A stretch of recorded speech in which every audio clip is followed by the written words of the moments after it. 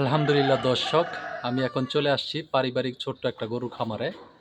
তো এই খামারটা দেখেন, পুরো খামারটার ভিডিওটা আমি আপনাদেরকে দেখাচ্ছি এবং গরুর পাশাপাশি মুরগ পালতেছে এবং পাহারা দেওয়ার জন্য একটা কুকুর রাখা হয়েছে বিদেশি জার্মানি।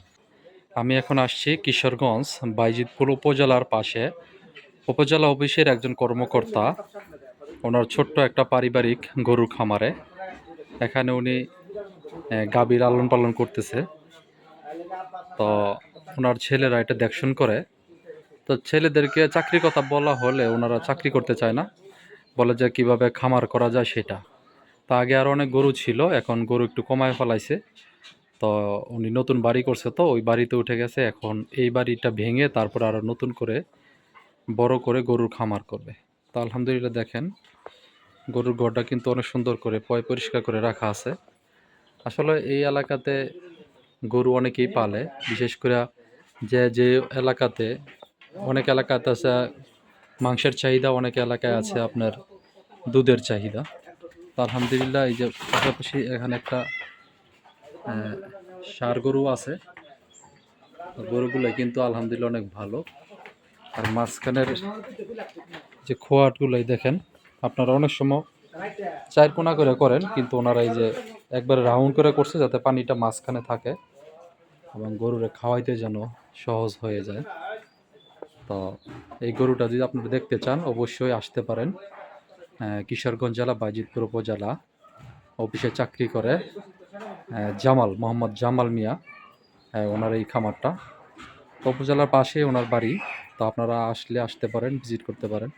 তো ওনার ছেলের কাছ থেকে কিছু কথা শুনবো যে এই গরু লালন পালনের ক্ষেত্রে কিভাবে করলে ভালো হয়, কি আসে বিষয়।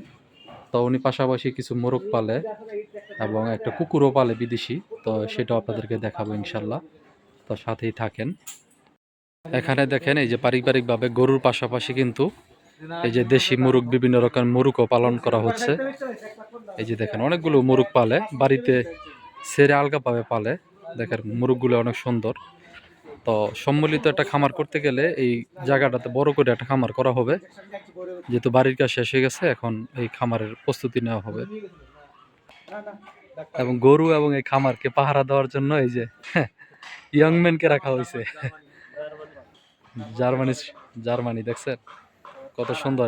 কিন্তু এটা গরু টরু যা আছে সবকিছু পাহারা দেয়। এই ফার্ম দেখশনের দায়িত্ব আছে ওর কাছে। প্রচুর খাবার দেওয়া হয়। তা আপনারা চাইলে এরকম সুন্দর করে খামার করতে পারেন। আসলে গরুর খামার আর চাকরি দুইটা কিন্তু দুই জিনিস।